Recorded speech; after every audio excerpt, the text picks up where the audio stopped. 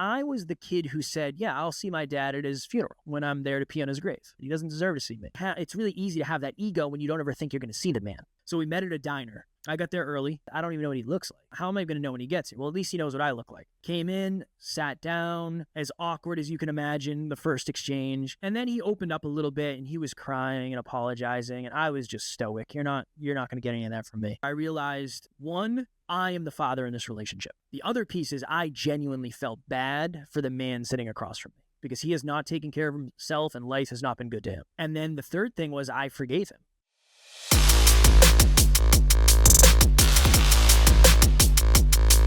Happy birthday to you. What is up, everybody? Welcome back to the No Have Cakes podcast. My name is Jim Sabellico, and I am super honored that you are here with me today because today is going to be a great show. I have a great guest for you. But before I bring him on, I would love to just remind you real quick about what the purpose of this show is, why I even call it the No Have Cakes podcast in the first place. And that's because I want you to have the whole cake experience of life. This show was started because of an experience I had roughly 5 years ago at this point, where I came home from work at 8:45 at night. I was busy doing something I honestly couldn't tell you what. My son's 6th birthday, I walk in the door and I go to sing happy birthday to him. My wife pulls out a half of a birthday cake. And in that moment, I'm standing there and I realized, like, this is not success. Now, I had done all the things. I had the house, the car, the bank account, like any toy you could possibly want. And I had this definition for myself of what success meant. And standing there in front of that half a birthday cake, I realized this isn't it. And the term no have cakes comes from a promise I made to myself standing there to realize, like, I can't accept this in my life anymore. And this isn't what I want the rest to be like. I don't want to be days away from divorce, no relationship with my kids, the worst physical shape of my life. Like, my spiritual life was practically non-existent. I didn't have true success. So I dedicated the next 5 years of my life up until this very moment when I'm having this conversation right now to living that out and having that conversation, just trying to be an example of what's possible for other people so that you don't have to have that experience, because it sucked. I'll just be honest with you, it sucked. And going through that was painful.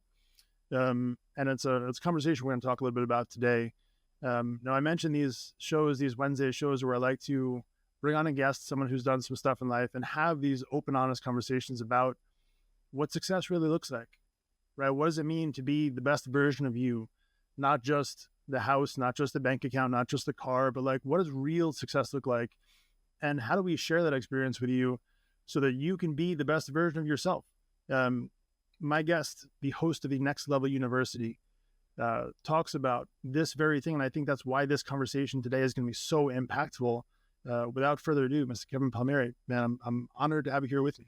I appreciate the opportunity. I was very drawn to your podcast when I saw the name and I went on your website and realized what it was about. So shout out to you for taking that relatively crappy moment and turning it into what eventually I'm sure already is a legacy. So congrats. Thank you. You're very welcome. I appreciate that. It does mean a lot. And I think, it's one of the best things that we could really do is take these experiences, which to most people on the surface, they suck, right? And it's just this miserable experience. And you say, man, that sucks. My life is miserable. I'm destined for this negative, crappy life. But instead, you flip it on its head and you turn that for greatness. I understand you have a fairly similar story I'd love to hear more about. I'm going to say, you're speaking my language there in the beginning about the crappy existence. I've definitely been there. I was somebody who I never really thought I was going to be any level of successful, even by my own definition. I didn't think success was coming my way. I didn't think I was going to accomplish much in life. Raised by my mom and my grandmother. Didn't know my dad. I didn't meet my dad until I was 27. Happy to jam on that if you want at some point. Sure. Lower middle class, not a lot of money. Talked often about how we weren't going to be able to cover rent. That was kind of my childhood in a nutshell. Other than that, played sports, hung out with friends, all normal. But in high school, Jim, that's where things kind of started to pivot for me. I knew pretty quickly I didn't want to go to college. I didn't like school, and it didn't make sense to go try to pay people to help me figure out what I wanted to do with my life when I couldn't figure it out and I wasn't close. So graduate high school, all my friends go away to college, and I stayed back and I worked at the local gas station. And that was my first big boy job. I did that for a few years. I was a personal trainer, truck driver, forklift operator, construction worker, on-call firefighter for a very short amount of time, just all sorts of stuff trying to figure out life. If you looked at me when I was in my mid-20s, you would see somebody who quote-unquote made it. At that point, I had gotten very lucky to get a high-paying job. My girlfriend at the time was a model. I had a sports car. I quite literally was in the best shape I'll ever be in because I was getting ready for a bodybuilding show. All the stuff, all of it. But I still ended up sitting on the edge of a bed contemplating suicide 2 years later because I was so unfulfilled and I felt so stuck and I felt so lost and I just didn't know who I was. I didn't know what I valued as a human being. I had no idea. And I think that's the first step in success is awareness. You have to know what success is to you. So yeah, I was somebody who never thought I was going to be successful. Then when I had this external stuff, I assumed I'd never be able to find that again.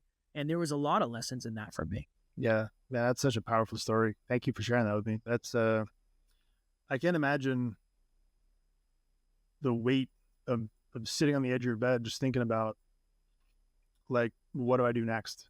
And having it be that, serious of a decision where it's literally, am I waking up tomorrow? Like, Yeah. I can't even imagine that, knock on wood, I haven't gotten to that point. Right. And then no offense, I hope I never do. Same. But it's really sad to me that there are a lot of people who are probably doing that right now, like who are stuck in that spot where they feel like this isn't what I thought it was, right? This life isn't what I thought it was, where I did all the things I thought would be success. And I thought I'd feel better when I got this stuff, but it didn't help me feel full. It didn't help me feel joyful. It didn't help me feel happy. And I wanted to take a second just to honor you for doing what you do, because I think it's really important for people like us to have these conversations and just be real and open and honest about it, that sometimes life is going to suck and we're going to face these situations, but it doesn't have to be the end. Like, it could be this beautiful new beginning for something that's so much better than what we ever thought success really looked like. Do you think that's fair to say? Yeah, I think for many of us, our purpose comes from our pain. So it's very much, you had that moment that very much sucked. And I'm sure in the moment you weren't looking beyond it. You were saying, this is just terrible. Now that is a piece of your mission. It's a piece of your purpose, and it's a piece of why you do what you do.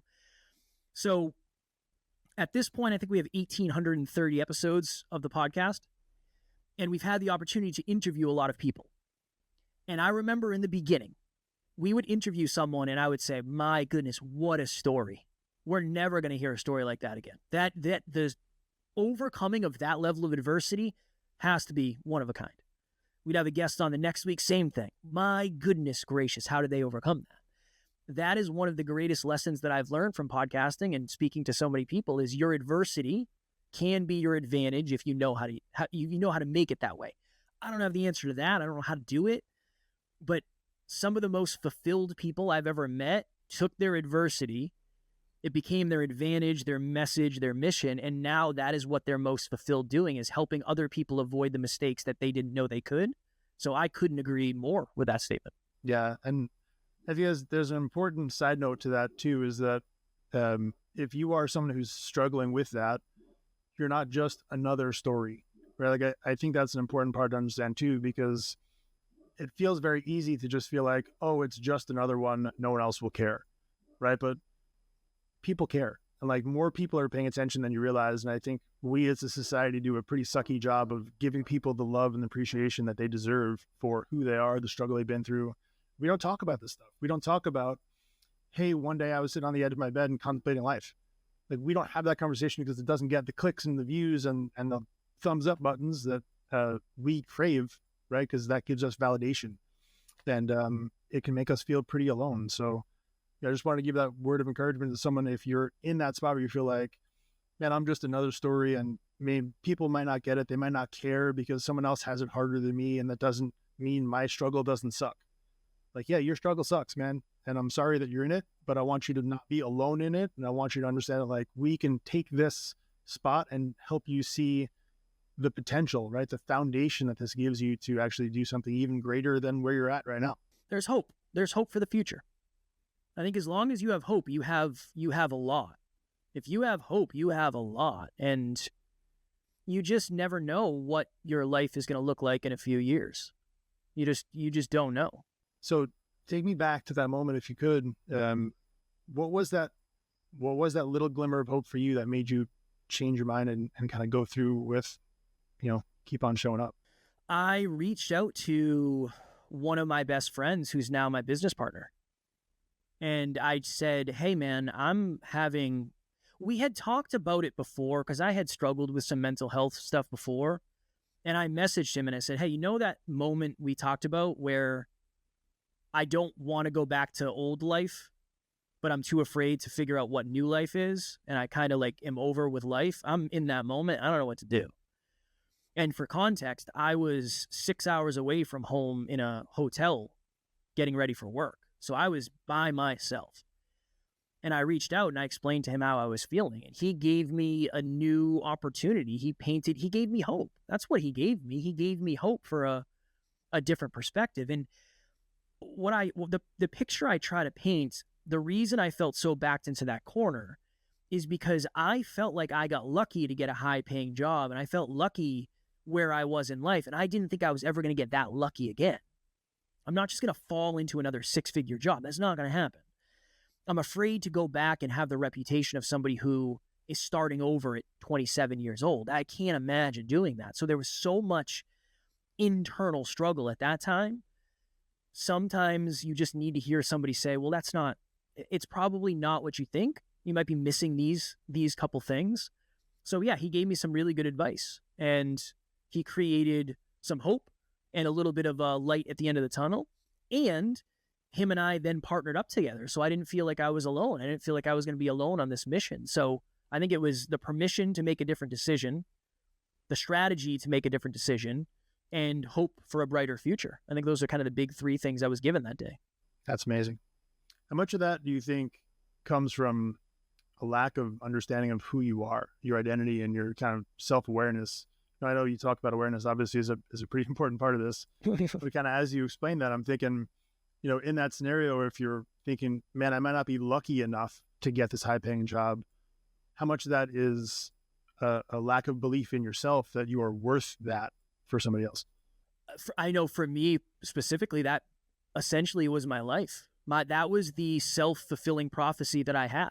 My dad left when I was young. I must not be good enough, because if I was good enough, he would have stayed. Again, highly illogical, very emotional, but I was really good at baseball, Jim, all-star every year. I seriously just thought I got luckier more often than everybody else. That was it. I just got lucky. I closed my eyes and swing, and now I get a hit. When I would date a beautiful woman, I would just think, I'm lucky. She must see something in me that nobody else has ever seen. Everything for me was luck. So I think it just becomes whether you're right or wrong, your beliefs about yourself are pretty much dictating your experience. 100%. Right? If you think you're handsome, you're going to act handsome. And you'll probably get better results because of the confidence that you convey. If you think you're ugly, you're probably going to get treated that way because you're not going to highlight the beautiful parts of yourself. So yeah, I think one core belief essentially can take you through life. And I might come across as somebody who had a ton of self-belief, but I still work on that every day. I'm not somebody who has that naturally. I have imposter syndrome. I deal with that stuff all the time.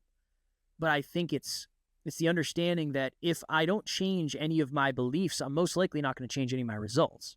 And the beliefs have to start. You have to start with the beliefs, which, to your point, it comes from awareness. Yeah. Right. I think I don't want to gloss over the fact that you said you still struggle with imposter syndrome or self-doubt, because I do too. And I think it's important to share that we are not perfect. And even as people who spend a majority of their lives helping other people be the best versions of themselves, we're not perfect, right? We've just, we've gone through this a little bit ahead of you, right? In a lot of cases, and we've got kind of the experience to help guide you through the next step. Yep. And I think that's a really important part to talk about, because a lot of people look at, I know they come to me and look that way, and I'm sure you've probably seen it too, where they think you come off with this aura that you're better than them, or you're above the struggle. Have you gotten kind of similar criticism? And not really, just because I'm always complaining about something. So I think on our podcast, we're very much it's not sexy, and we just talk about the stuff that we're going through. So I think I'm pretty blessed in that, where I haven't got a lot of that. And I'm also a pretty relatable human. Like, I like drinking whiskey and watching UFC. I also want to be extraordinary, so I think there's a mixture. So I'd say I'm blessed that hasn't really happened to me. That's fortunate. I hope it's not coming, Jim. I hope this is not a prelude to that. Yeah, it's it's a struggle to try and to be human. Yeah, obviously that's a pretty broad statement, but even in having these conversations where, hey, it's not this premeditated thing where I'm going to ask you these 4 questions that are all going to be softballs down the middle, where you're going to pitch a book at the end and we're going to go on with our day. Like, to me, it's more like, let's just be 2 humans who've struggled, who've done some stuff, who just genuinely want to help people live the best version of themselves, and let's just talk life. And I think it's not celebrated by algorithms, it's not celebrated by likes and shares, but it makes a difference. And I think if we look at the scoreboard as how many people can go to bed tonight knowing that they have hope tomorrow, if the answer is 1, we've done our job. 100%. I'll be, in the nature of being honest and vulnerable, I have found statistically I tend to struggle with podcast episodes hosted by men more than women. So, like, there is a piece of me that wants to run from this. Not that, Jim, you're wonderful. You're wonderful. Nothing to do with you. Why is that? I have a deep, deep, deep fear of disappointing men. Deep. The deepest fear I have is disappointing men. There is a piece of me that is terrified we will get off here and you'll say, that wasn't it, Kev. And again, if it's not it, don't not do it. Don't not say it because I said that. But that our community is women, mostly. That's where I thrive. And I just think the dad wound for me.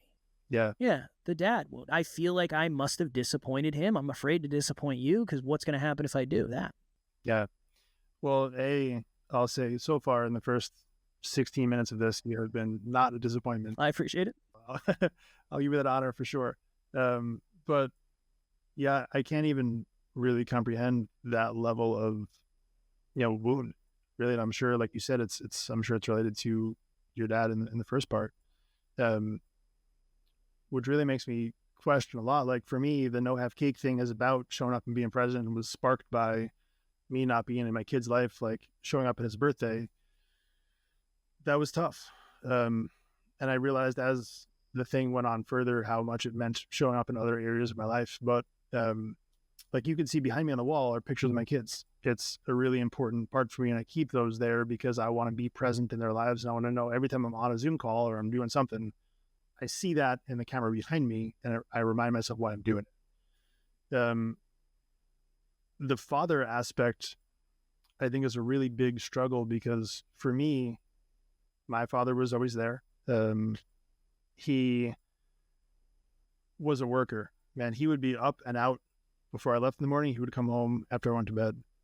Always provided, always did the thing.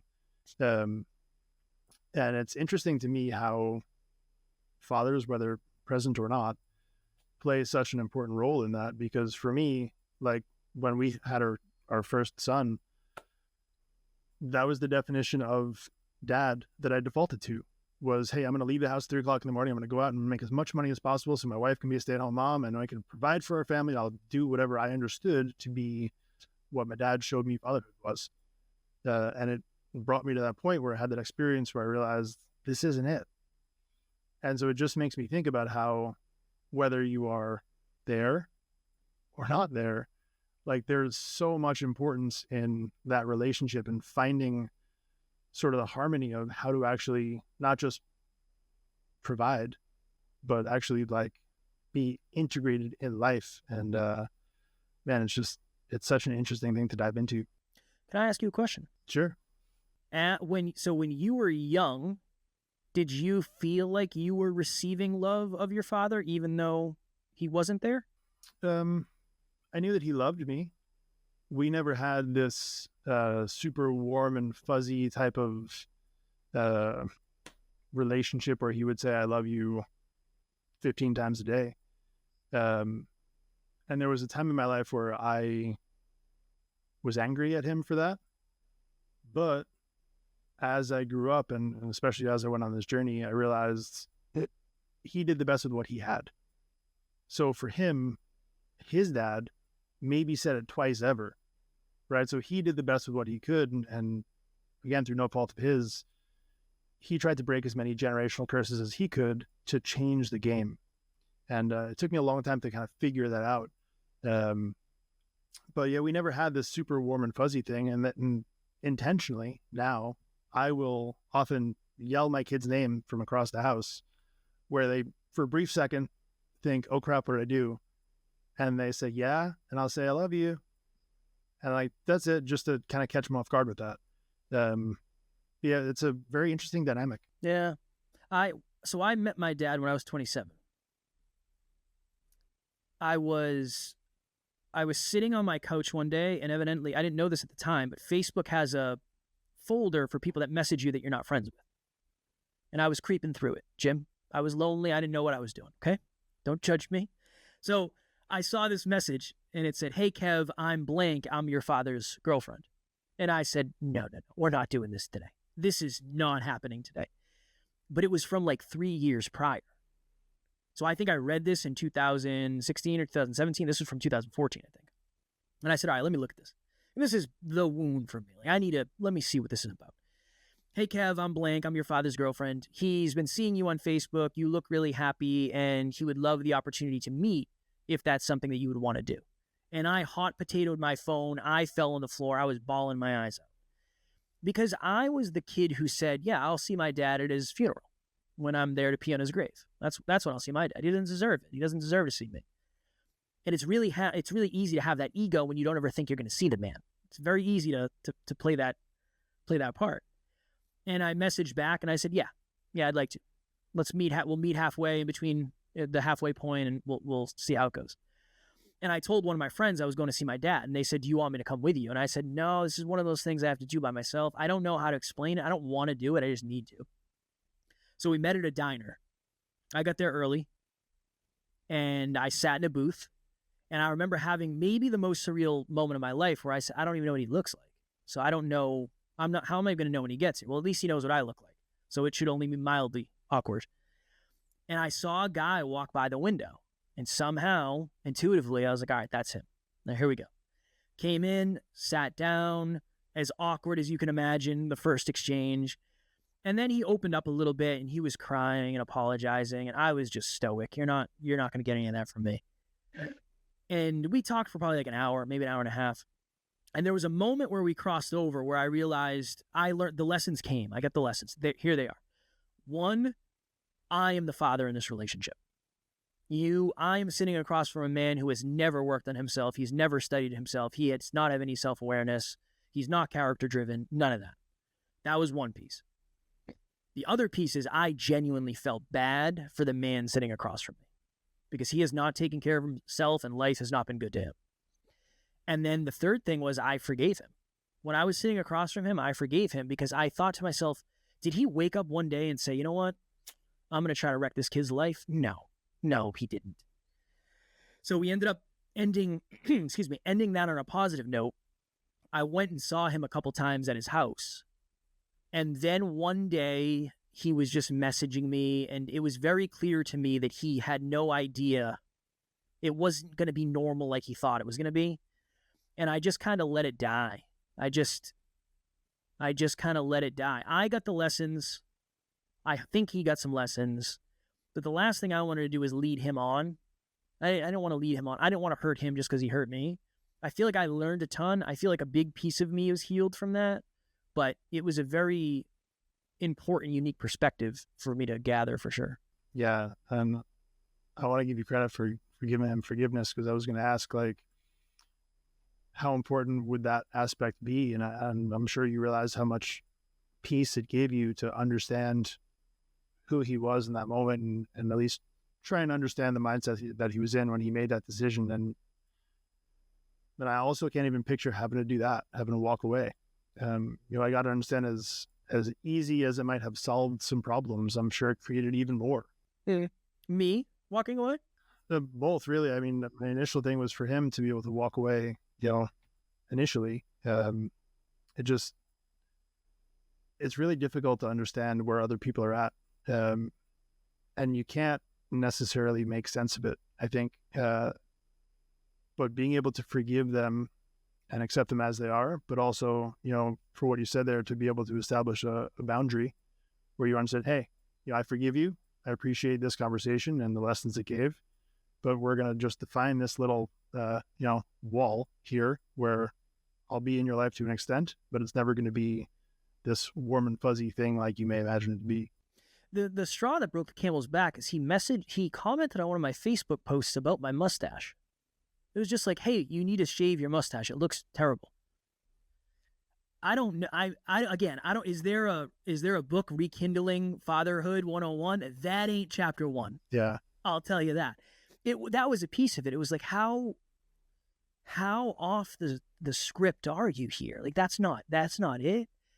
The other piece was, and I think this is a piece of success, I'm not somebody who values family at a 10 out of 10.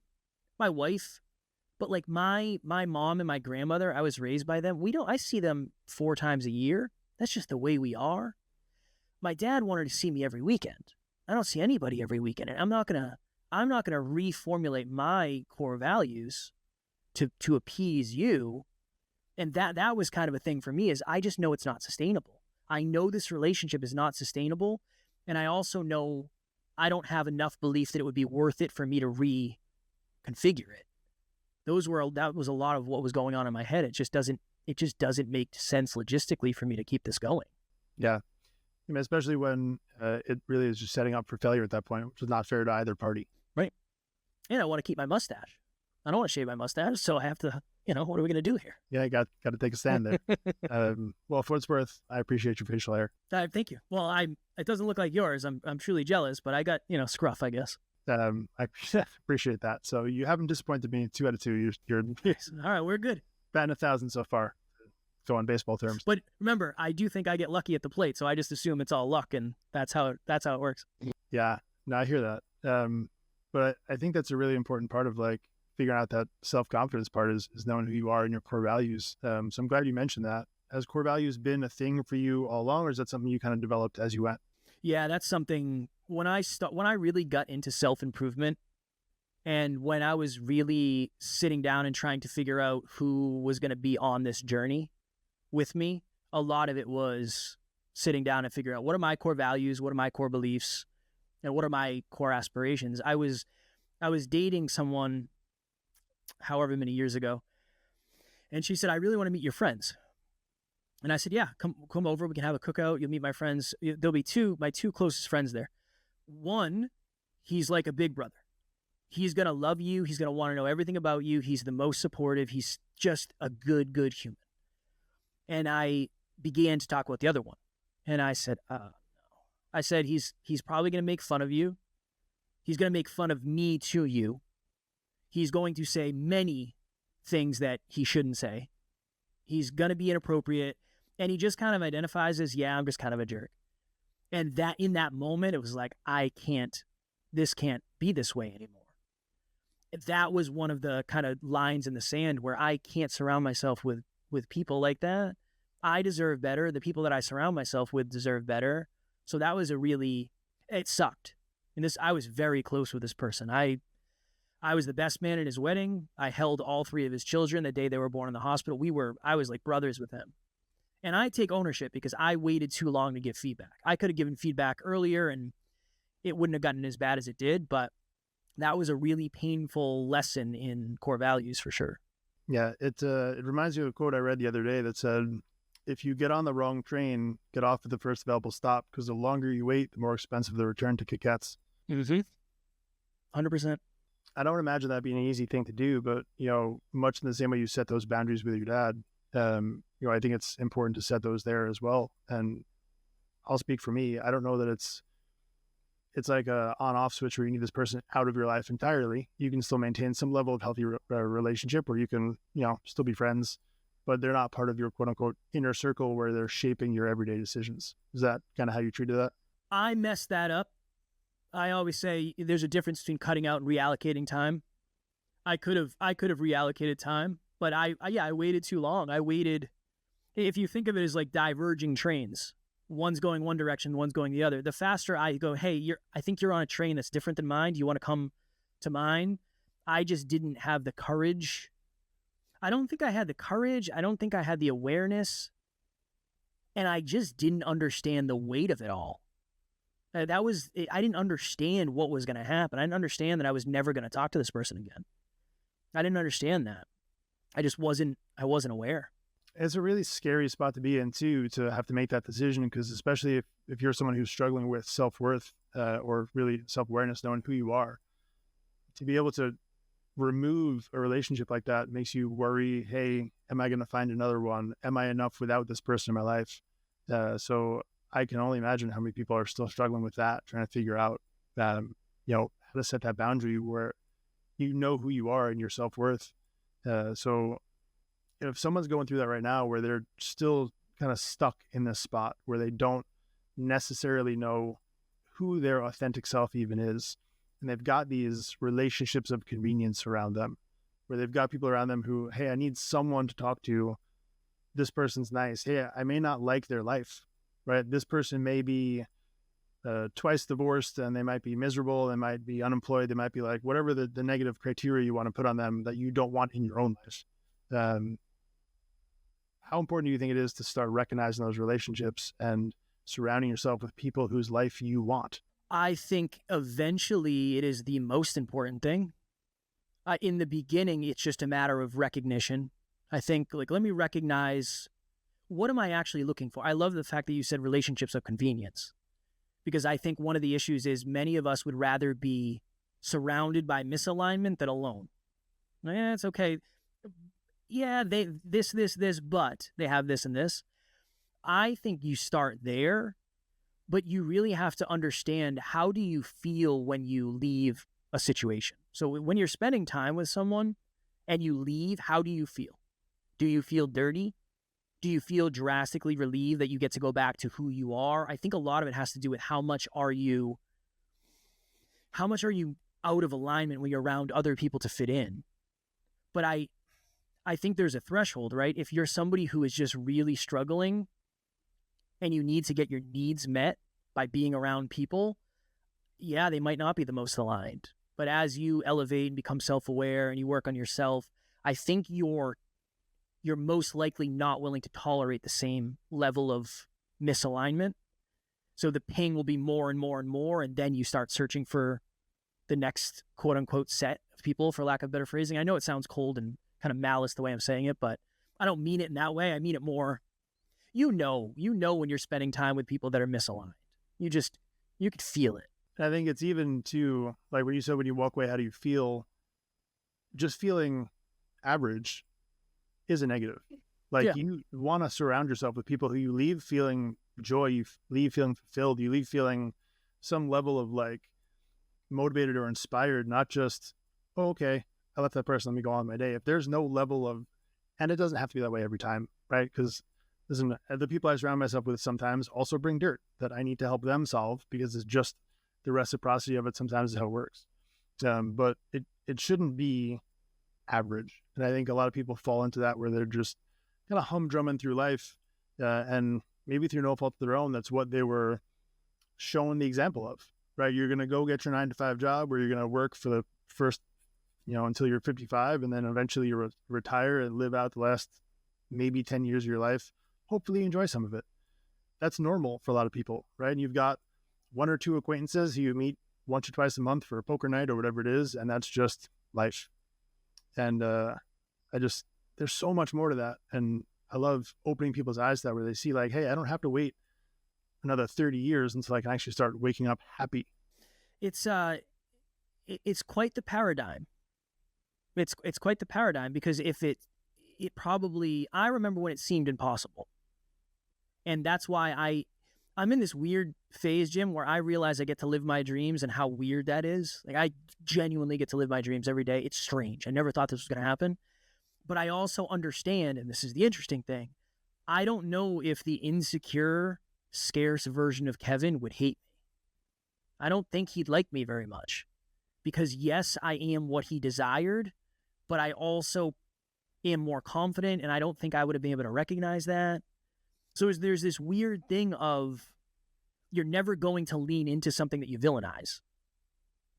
So you have to be very, very careful who you look at in terms of fulfillment and happiness and joy, because to your point, there's a lot of people that look really happy, but they're not that fulfilled.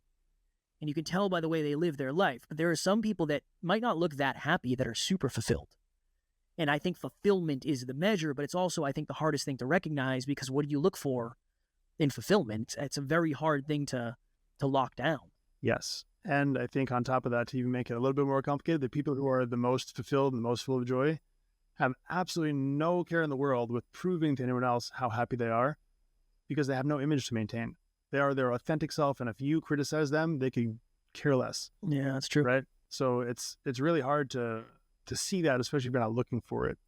And, I think you touch on another point there when you are villainizing other people, because in our society currently, how much of our freaking time are we spending villainizing each other for our political views, our races, our, like, you name it. We're just criticizing each other for literally anything at this point. If you surround yourself with that so much, and we talk about sometimes like living in the Matrix, right? The whole, hey, if you focus on a blue car, you're going to see a lot more blue cars. So if you focus on negativity, all you're going to see is negativity, right? And the people who are spending all this time getting sucked into this drama, right? You're surrounding yourself intentionally with negativity, and you're surprised. Right? It's like, don't surround yourself with garbage and then wonder why you have a trashy life. You got to be able to like really take note of that and understand it's within your control to change that. And I think once you see that, it's like you open your eyes to living in the Matrix, where if you start intentionally being grateful, intentionally surrounding yourself with this positivity, and intentionally, that was a tough word, intentionally spending time with people like yourself who are motivated, inspired, who are their authentic selves, who are operating in their gifting, like you start to realize and reap the rewards from that. I just think that's so powerful for people to flip that switch and operate in. Significance is a hell of a drug. Yeah. And I think that's what we're seeing a lot of that is. I had someone who was relatively close to me that got very into politics like overnight. And I was like, what is happening here? And I studied that. I was like, okay, what's going on? This person had very little significance in their life, and they had very little control. And they knew that if they did something like that, they'd get more significance and they'd get more control. And I think at the end of the day, one thing that has helped me a ton is everybody is just trying to find a way to get their needs met. And everybody does it in different ways. And some people are more resourceful and some people are less. And that's an explanation, not an excuse. But that is something that has really helped me tremendously with my dad. That's why I tried to depersonalize it. He was trying to get his needs met. He didn't really know what he was doing. And I think the thing that frustrated me the most was he still didn't. But maybe in the delta between the time where I didn't know you and we rekindled this, things would have changed, right? But I guess that's a separate topic. But yeah, significance is something that you're going to find a way to get that need met. It's just, how do you do it? Is it on a podcast episode where hopefully somebody will find this valuable. I'll get significance from adding value, or tearing somebody apart in the comments of an Instagram post. Yeah.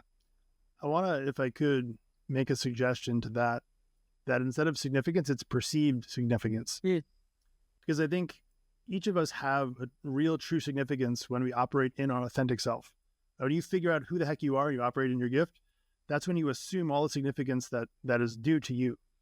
Right. In the meantime, we are just perceiving ourselves as insignificant because we're so far disconnected from who we are in our authentic self that the only way we perceive to be significant is attaching ourselves to a political group or whatever group it is that we can feel like we're part of this other thing. Would you say that's fair?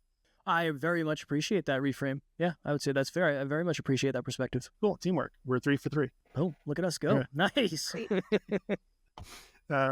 Cool. So I do have a couple other questions I'd love to ask you if I could. Of course. Question number 1 would be, if you had one bit of advice to give to someone for them to receive a slightly better day today, one little actionable tip they can implement in their life today, what would that be? Ooh. I would say look back 5 years and see how far you've come. It's very easy to lose sight of that. It's very easy to lose sight of 5 years ago, your life was drastically different than it is today. We're podcasters, so we can look back and say, yeah, in episode 12, I remember that. but a lot of other people don't have that timestamp. Look back, there is so much value in perspective, so much value in perspective. So that would be it. That's a good one. I think another hack to that I enjoy is either scrolling back in your photo albums and looking at, hey, where was I at in this day in 2019, or scroll back even further, or looking at like your Facebook memories. What are things that you posted that were significant to you? And then go back in that mindset, like, hey, was that a thing that I really enjoyed? Was that a thing that really altered my life? A lot of times we post these things or, think this is the most significant thing in the world. And it turns out, it didn't mean a damn thing. Right. But, I think it's important to look back. That's a really good bit of advice. Along that same line, like for you, what is your definition of success? Fulfillment. Yeah. Fulfillment.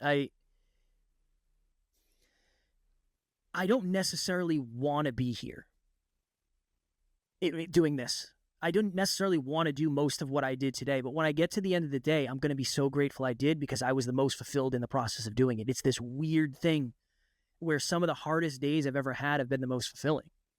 And that to me is success. Sustainable fulfillment, doing the things that are just deeply meaningful to me, that is success.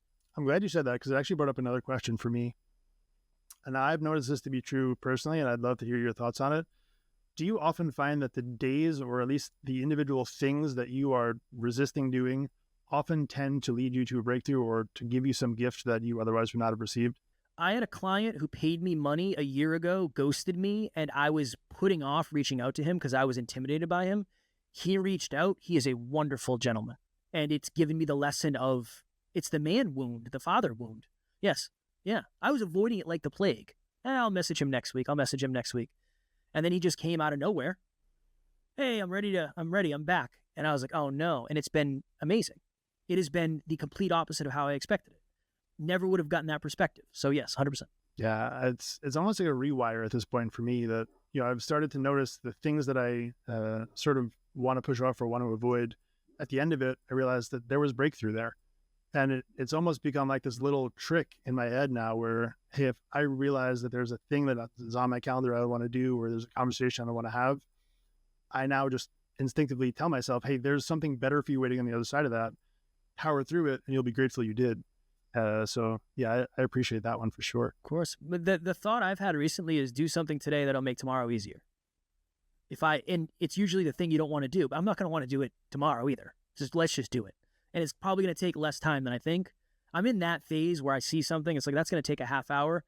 It's a 1 minute activity, Kev. It's not 1 minute. We got this. We can do this. Brings me an interesting question. How often do you positive self-talk? Oh, depends in the arena. In fitness, less than anywhere because I have higher standards and I'm capable of taking more criticism. But in life, I try to do it pretty often because this is heavy and I'm under pressure a lot. I'm stressed out. And so I would say weekly at least. Yeah. I think it's a really important part of like overall success because how often do you talk to yourself? Like every day, all day. Percentage of the day, right? And I think having that conversation, be on a positive note, like we talked before about either surrounding yourself with negativity or positivity changes so much. Yep. Yeah. You're not going to talk to anybody as much as you talk to yourself. Right. Right. Make sure that conversation is a good one. Yeah. 100%. One of my last questions here for you.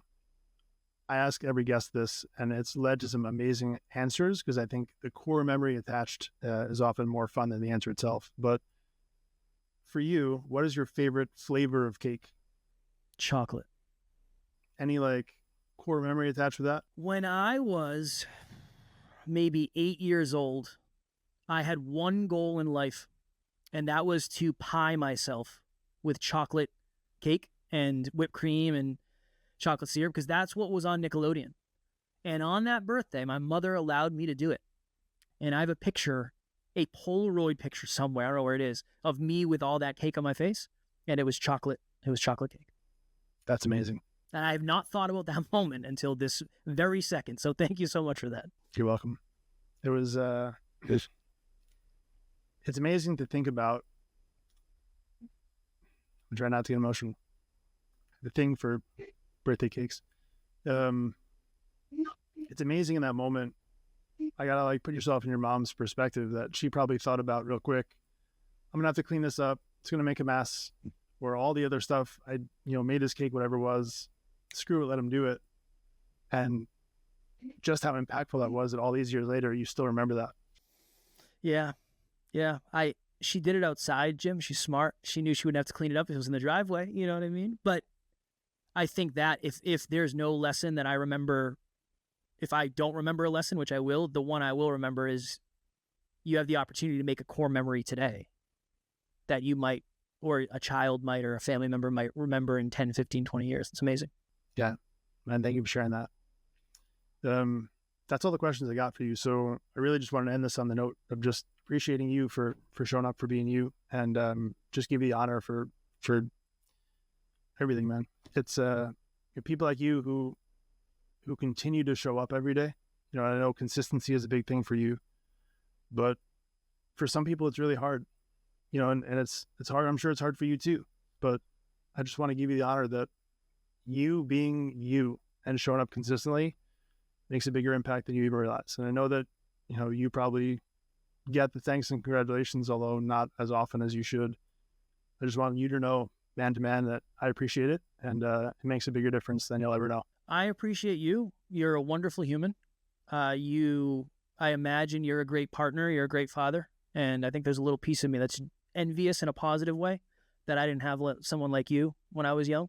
So I aspire to be that for someone in the future. Thanks, brother. You're very welcome, brother.